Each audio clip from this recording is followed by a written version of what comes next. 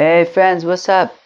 Welcome back to Babylon Talmud. Today we said in Daf Tesvav, Daf 15 of Masechta Hagiga. Friends, Daf 15, to a large extent, talks about the story about Elisha ben Avuya of Acher, and the story of what happened to him and how he kind of crazy story, tragic. Yeah, it's just like shtickle, mind blowing. So, anyways, that's let's jump in. Okay, so we're going to start in Daf Yudalad Mebez, 3 lines from the bottom. Okay, so we ended off the day yesterday with the Arba Shnichnasu Lepardes, with Ben Azai, Ben Zoma, Reb Akiva, and Acher. So here we go.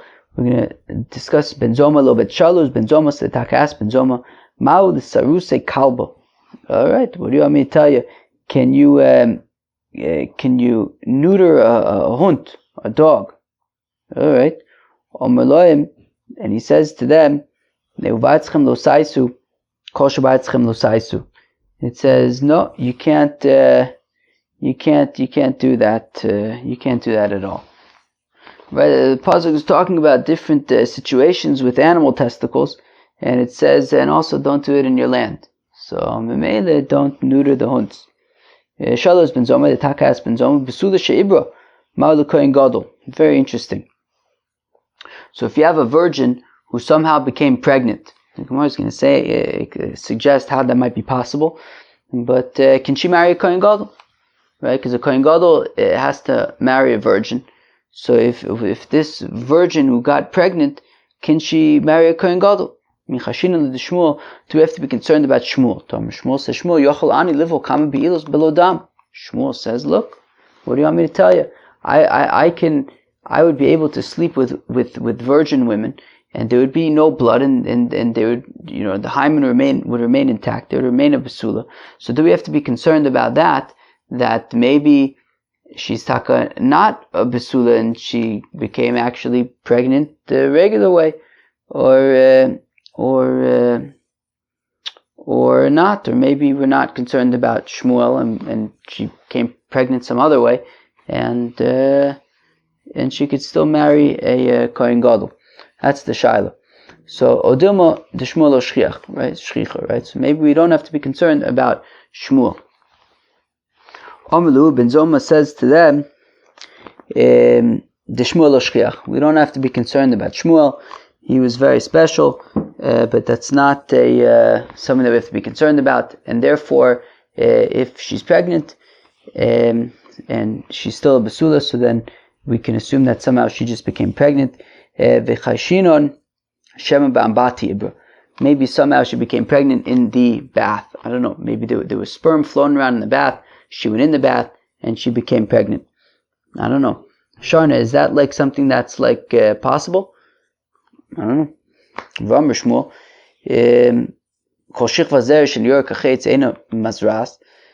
then Shmuel says that, one second, in order for a woman to become pregnant, the sperm has to shoot out like an arrow. And if it's just kind of floating around in the bathtub, that's not exactly shooting out like an arrow. Yeah, but initially it shot out like an arrow. Even if now it's floating around in a bathtub. The rabbis told there was a story with Rabbi Yeshua, that he was standing on a step in by Harabais, Ben Zoma, and Ben Zoma saw Rabbi Yeshua, and Ben Zoma did not stand up for Rabbi Yeshua. So Rabbi Yeshua says to Ben Zoma, Ben Zoma, no, Ben Zoma, where are you coming from? Where are you going? Alright, so it says Ben Zoma that he was looking between the upper waters and the lower waters where the heaven meets the earth, and apparently where the heavens reach the earth, there's like 3 finger breadths of space. Shenemar, as the pasuk says, that the breath of God is like hovering over the water, like a dove that hovers over its offspring. And it doesn't actually touch. Omer Loen Rabbi Yeshua the Talmidov. Rabbi Yeshua said to his students, Adayin ben Zoma mibachutz. Ben Zoma is kind of not making much sense. When does the Torah say that the breath of God was hovering over the water? On the first day, but separating of the upper waters and the lower waters only happened on the second day. The Pasuk says, and it will separate between the waters. So, okay. So apparently Ben Zoma was not making sense when he said that there were 3 finger breaths between the upper waters and the lower waters. So, okay, fine. But then how much space is there between the upper waters and the lower waters when they touch? I think the point is that it's assuming that like the horizon where the heaven meets the earth, so that taka, like the upper waters really meet the lower waters. So says Rav Acha bar Yaakov that the space between the upper waters and the lower waters is just like a hair's breadth. For the rabbis say, Kiguda de Gamla, it's like the space between planks of a bridge.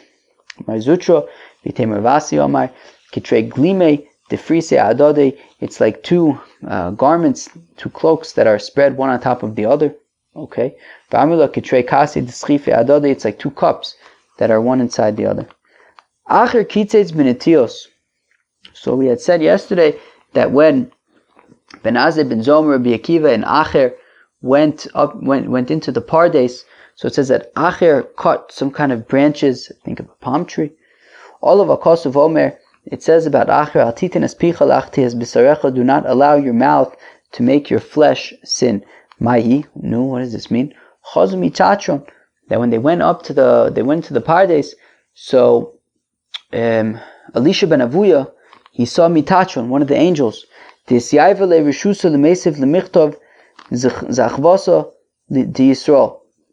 Mitatron was given permission to sit down and to write down merits for Israel. Omar, now, so Elisha ben Avuya saw Mitatron and he said, Gemira, what we learned, that above there's no sitting and there's no competition, no back of the head, and not wariness. Is it possible that maybe there's 2 deities, right? Kilu, who's this? Why is Mitatron sitting down? I thought you're not allowed to sit down. Maybe he's like a competing god. So Afkuli Mitatron Machiu Shisin Pulsi Denura. So they took out Mitatron and they whipped him with 60 fiery whiplashes. So Amrule, my time ki chazisi lo kamti mikame. How come when you saw Elisha ben Avuya, why didn't you stand up so as not to confuse him? Then is Yahiva le Rishusa lemimchak zachvasa de acher. And then permission was then granted to Mitatron to wipe out any merits that Elisha ben Avuya had. And then Yatsu Sabas Kol Amra, a voice emerged from heaven and said, Shuvu banim shovavim, return, O wayward sons, chutz me acher, with the exception being acher, that everyone can do tshuva, but Elisha ben Avuya cannot. That all of his merits were wiped away, and he did not have any opportunity to do any possibility of tshuva. It's kind of like life without parole. There's no chances. That's it. All of his merits were wiped away. It says, Shuvu banim shovavim chutz me acher. All wayward sons can do tshuva, except one exception, Elisha ben Avuya. Omar, so he says, look, so Acher figured, well, if I'm done, if everyone could do tshuva except for me, well then I may as well enjoy Olam Hazeh shtickle. Nofak Acher, the Tabus Ra, and kind of Acher kind of, what's that called? He kind of like went off the beaten path, I don't know. He just kind of lost it. Nafak, he went out to Ashkach Zona, he found a harlot, Tova, and he said, and he went after her. Amrle, she said to him, V'lav Elisha ben Avuya, aren't you Elisha ben Avuya? So to prove that he's not Elisha ben Avuya, he uprooted a radish from the ground on Shabbos, V'yavla, and gave it to her, Amra Acher, who she said, oh, I guess you're clearly somebody else. And I imagine that's how he got his name, Acher. You are not Elisha ben Avuya, you are somebody else. Shal Acher, Reb Meir. Acher asked Reb Meir, who was a disciple of Acher, at least initially, so Acher, after he went on this other path, this other way, he kind of went off his rocker. Amrle, Maidich Siv, what does the pasuk mean? He says to Rameir, what does the pasuk mean? Also Elokim, that God made this, as opposed to this. Amrlo, so Rameir says, that everything that God created, He also created the opposite. Bar Harim, Bar Gvos, He made mountains, He made hills. Bar Yom, Bar Nairis, He also made seas, and He made rivers, right? Bigger bodies of water and smaller bodies of water. Amrlo, Rabbi Kiva Rabachlo, Omar Kach, to which Acher says to Reb Meir that Rabbi Akiva, that's not how Rabbi Akiva explained it. Elo, Bar Tzadikim, Bar Rishoyim. Rather, Rabbi Akiva says that the Eibishter created the righteous, and He created the Nudniks. Bar Gan Eden, Bar Gehenim, created heaven, He created paradise, and He created hell. Kol echad ve'echad yesh lo shnei chalakim. And every person has two parts. Echad b'Gan Eden ve'echad b'Gehenim. Everybody has two places. He's got a place in heaven and a place in hell. So if a fellow merits, so he gets his spot, and another spot in Gan Eden, and if a fellow is a nudnik, so he goes to hell, and he gets his spot in hell, and somebody else's spot in hell. So I'm sure there's a million ways to understand it. I don't know, I guess, because basically everybody has two spots, and I guess not everybody ends up in heaven, I guess, and if you get your spot in heaven and also somebody else who ended up in hell, I guess, or I don't know, there's other ways to understand it also, that to get in heaven, so you also, good people influence other good people, so you kind of have their merits as well, and bad people influence other bad people. But okay, Omer of Misharshia says of Misharshia, Maikra, Gabe Tzadikim Ksev. So where do we have psukim for this? It says by the righteous, Lochin Ba'atzchem Mishneh Yirashu, that you will inherit double in your lands. It says by the Nudniks, Umishna Shibaru and Shivram, and double breaking is their breakings. So Acher also asked Reb Meir after he went out on his, off his rocker. What does the pasuk mean? Lo yarchena zav uschuches utmosa kleifaz, that you cannot organize it with gold and with glass and vessels of gold. Omerlo. So Meir says that this is a reference to the words of Torah, that it's difficult to acquire words of Torah like vessels of gold, and I think paz is also gold. But it's easy to lose them like glass vessels. And Acher says that's not how Rabbi Akiva, your Rebbe, explained it. Rather, Rabbi Akiva says that just like vessels of gold and vessels of glass, that even if they break, you can fix them. Also, Torah scholars, even though they went off, even though they went sour, they went bad, they can be fixed. And Reb Meir says to Acher, he says, okay, so you're a Talmud Chacham and you went off the path, so come back. To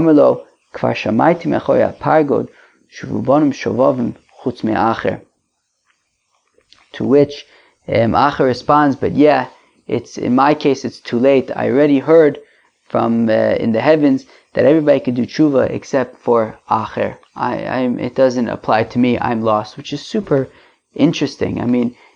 Basically, imagine being in Elisha ben Avuya's shoes. He literally heard from the heavens that like everyone can do tshuva except for you. He basically he lost all hopes, which is also interesting because I guess that this was after already, the incident with Rabbi Eliezer and Mashgichim bebaskol. This was So it was a little bit later than that. I guess it was like, one generation after that. So I guess, I don't know, maybe you could, I wonder how in Mashgichin the Baskol plays into this, right? Meaning a voice, we don't paskin like a Baskol. So sure, a voice from heaven did come out and say everyone could do tshuva except for Elisha ben Avuya, but what does that mean, betachlis? I don't know, I wonder. But yeah, super, wow, really powerful. Tanu Rabbanon, the rabbis taught, Maise ba'achar shayrochev al hasus b'Shabbos. There was a story with Elisha ben Avuya that he was riding a horse on Shabbos for Reb Meir mahalach acharov lumo Torah mipiv, and Reb Meir was nonetheless following Acher. Acher, it's Shabbos. His Rebbe Elisha ben Avuya, who became Acher, is riding on a horse on Shabbos. Reb Meir is following him on his horse on Shabbos, just trying to learn words of Torah from Acher, from Elisha ben Avuya.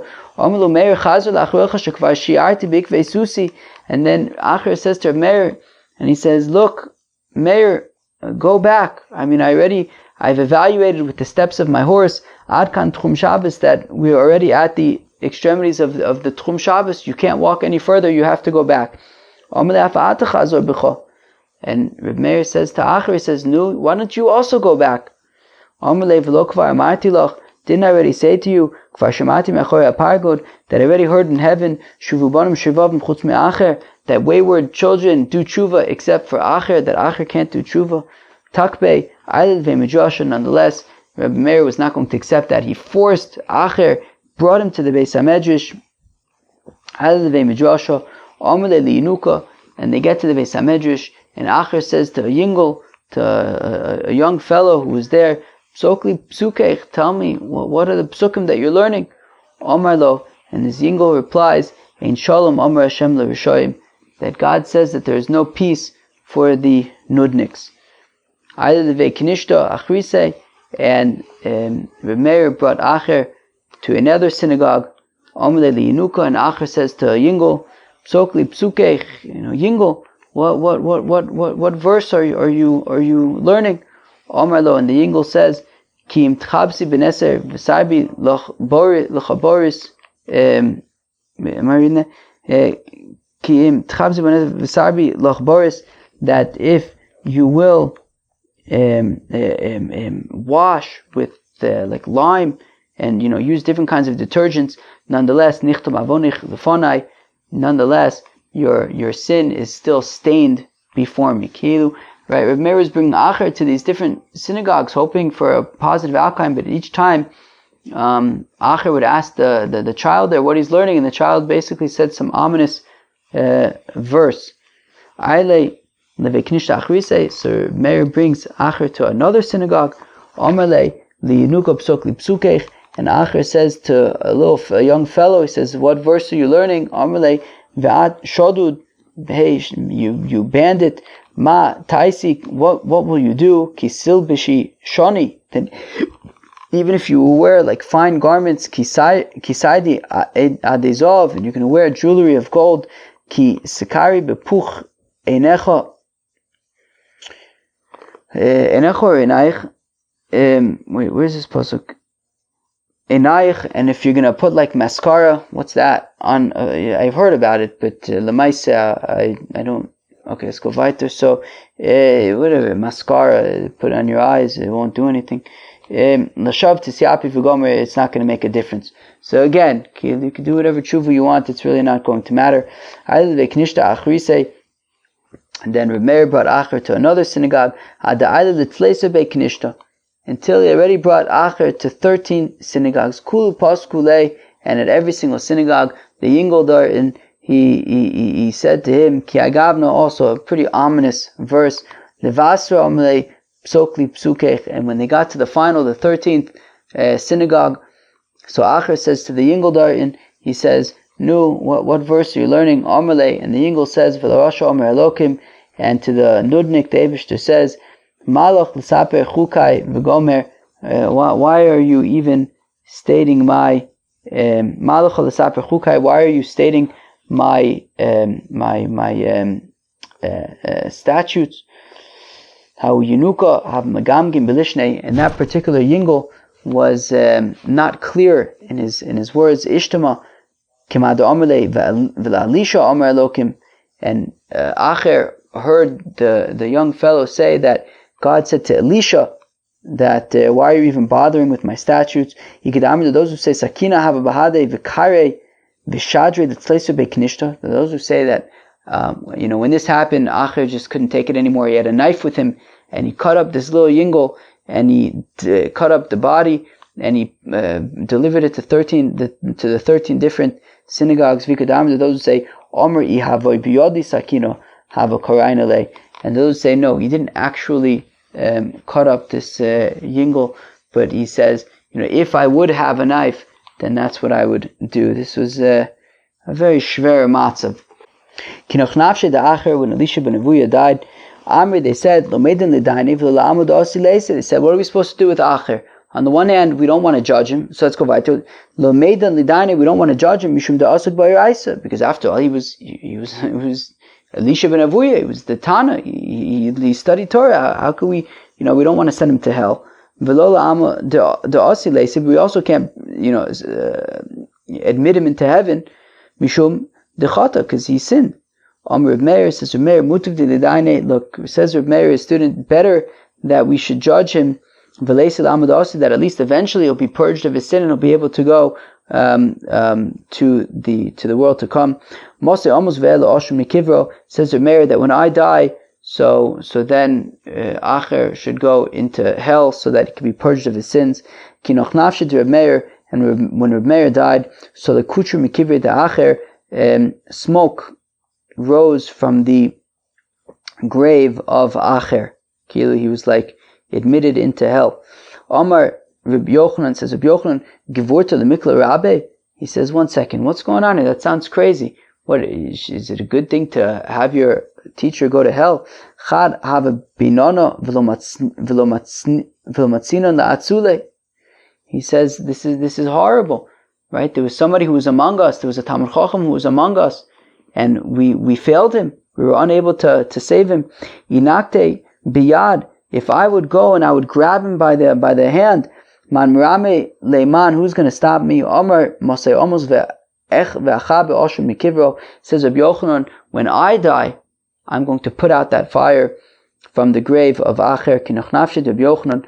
When Rabbi Yochanan died, posa kutru mikivre de Acher, the smoke stopped emanating from the grave of Acher.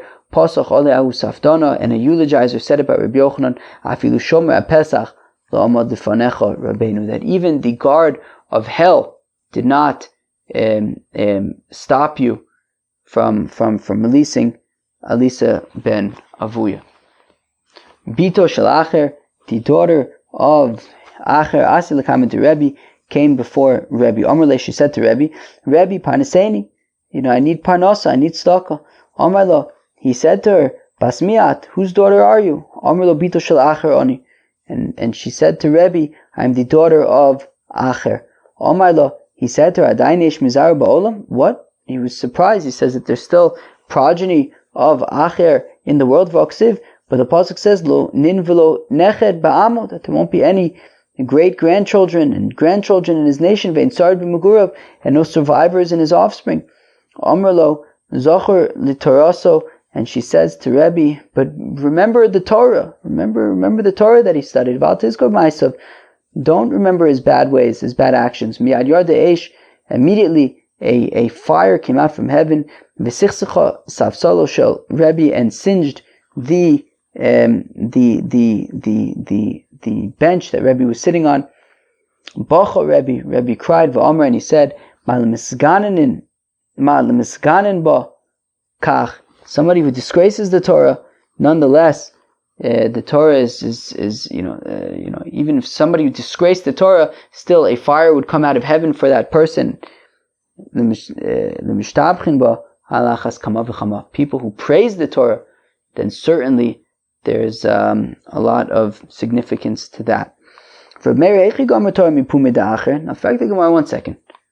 This says, how could, right? We said that Reb Meir followed Acher on Shabbos while he was riding on his horse, just so that he can continue to study Torah from Acher even after he went off the derech. But how could Reb Meir do that? How could Reb Meir study Torah from Acher? V'omer Rabbi Bar Chana, Rabbi Yochanan, what does the pasuk mean? That the lips of a priest will guard knowledge, and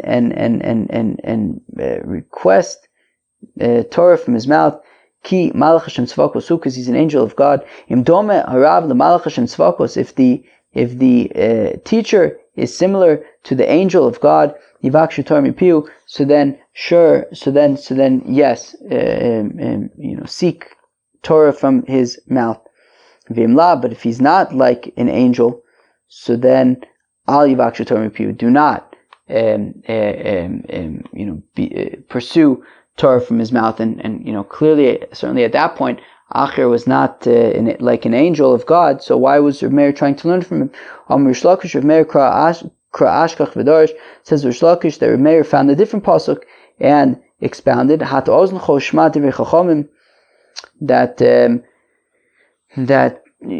turn your ear and hear the words of the sages, of the wise,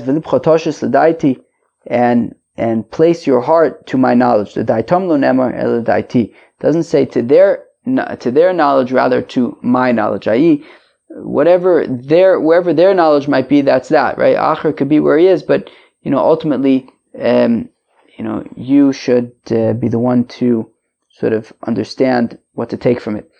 Reb Chanina Amar Me'alcha says, Reb Chanina from here, Shimi Basari'i, listen, my daughter, and see, Vahati Oznech, and tilt your ear, V'shichichi Amech Uveisavich V'gomer, and forget about your nation and the house of your father. So the pasuk says, right? So listen and see, but also V'shichichi Amech, and also forget whatever you need to forget. So the key that there's this idea of like being able to kind of decipher what you need to and discern what you need to from the teachings. This 1 second. On the one hand, we have the pasuk, right, that we say Kimalach Hashem Tzvakos, that only study from a teacher who's like an angel of God. But then we also have these other pasukim which seem to be saying, look, you just have to be able to filter it properly. So it's no problem. And it depends. That if it's an adult, so an adult we can trust him to kind of figure out how to discern different things of the teachings. But if it's a child, so then he has to be like an angel of God, because he will not be able to properly discern. We can't trust that he could discern on his own. Also, Rav Dimi Omar, when Rav Dimi came from Eretz Yisrael to Bavel, he said, Amin Marava, they say in Eretz Yisrael, Rav Meir Ochel Tachla, Vishada Shichla, Levara. Now Rav Meir basically was eating like the flesh of a date, and the pit he was throwing away. He knew how to take what was meant to be taken and throw the rest away. Darish Rava says, what does the pasuk mean? Elginas Egos Yoradti Liros Bibi Anocho, that I went down to an orchard of nuts, of almonds, to see the Ibe Anachal. What are those, like the willows? Lama Nimshu Tam Lichom the Egos. How come Torah scholars are compared to an almond? I think an Egos is an almond, right? Why not? No, Shkedim are almonds. So what's Egos? Walnut? Alright, some kind of a nut. Lo malach teseriu ma'egos zo afapisha meluchach betitu v'tzor, that this nut, that even though it's covered in like dirt and excrement, ein masha b'socho nimas, but still what's inside of the shell, what's inside remains intact. Af Talmud Chacham, also a Torah scholar, afapisha sarchin turasun nemeses, even though he may have gone bad, still the Torah itself that he's learned is preserved. Ashkechei Rabbi Bar Shila Eliyahu. Rabbi Bar Shila found Elijah. Omerle, and he says to Elijah, Maika Ovid HaKadosh Baruch Hu, what is God doing right now? Omerle, and Elijah says, that he's saying the different teachings of all the different rabbis. Right? That this Tana says this, that Tana says that. But conspicuously, he leaves out any teachings from Reb Meir. So Rabbi Bar Shila says to Eliyahu, he says, why does he ignore Reb Meir's teachings? Because he learned from Acher. Amai, Reb Meir, Amai. So Rabbi Bar Shila says, but still, I don't understand. Reb Meir Rimon Matzah. Reb Meir basically found the pomegranate. Tocho achol klipasu zark. He ate the contents, the seeds of the pomegranate, and threw away the shell, threw away the outside, the rinds. So what's the problem? So to which Elijah says, wow, that was an amazing explanation. And the truth is, what God is saying right now is Meir B'ni Omer, that my son Meir says, that when a person is having a difficult time, what does the Shechina say? Kalani Meroshi, Kalani Mizroi. That right, when a person sins, so God says, I'm feeling heavy in my head and heavy in my arms. And if that is how the Eibishter feels when it comes to nudniks, certainly on the blood of the righteous that gets spilled. Ashkeche Shmuel Rav Yehuda. Shmuel found Rav Yehuda the Tali be'ibur dedashu, who was standing by the doorway. B'kabachi, and Rav Yehuda was crying. Amale Shinana. Shmuel says to Rav Yehuda, Shinana, a sharp one. Amai kabachis, how come you're crying? Amale, and Rav Yehuda says, well, mizutra ma'dichsiv buber abonon. Is it no small thing that which is said by the rabbis? Aye sofer, aye shokel. Where is the scribe? Where is the weigher? Aye sofer es amigdalim. Where is the one who counts the buildings? Aye sofer. What does it mean? Where is the scribe? Shayu sofrim, or the counters, I guess. Shayu sofrim kol osius shabatorah, that they would count all the letters of the Torah. Aye shokel. Where is the weigher? Shayu shokim kalim v'chamurim shabatorah, that they would weigh the simple things and the stringent things in the Torah. I guess like kavachomers.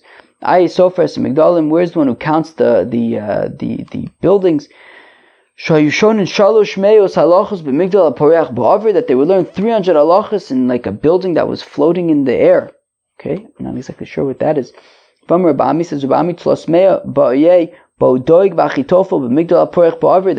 and Achitophel, these people who kind of went in the wrong direction, but they would ask, they had like 300 questions in this in this I don't know, some kind of tower that was floating in the air. And it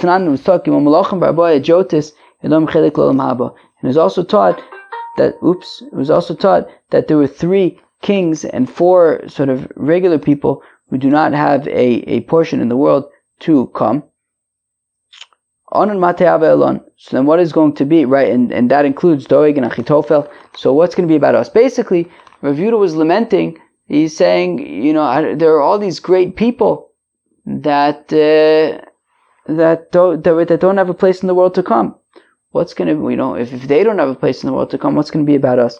Amalei. So Shmuel says to Rav Yehuda, Shinana, sharp one, Tina Isa, believe them. They had a kink in their heart that there was always something missing over there. Acher my, what was the problem with Acher? With Elisha ben Avuya, what was the kink in his soul? So Zemer Yuvani lo posak mipume. He had a thing for Greek songs. Amar olav al Acher, they said about Acher b'shashaya omenu beis hamedrash, when you would get up from the study hall, har besifrei mina notion mecheko.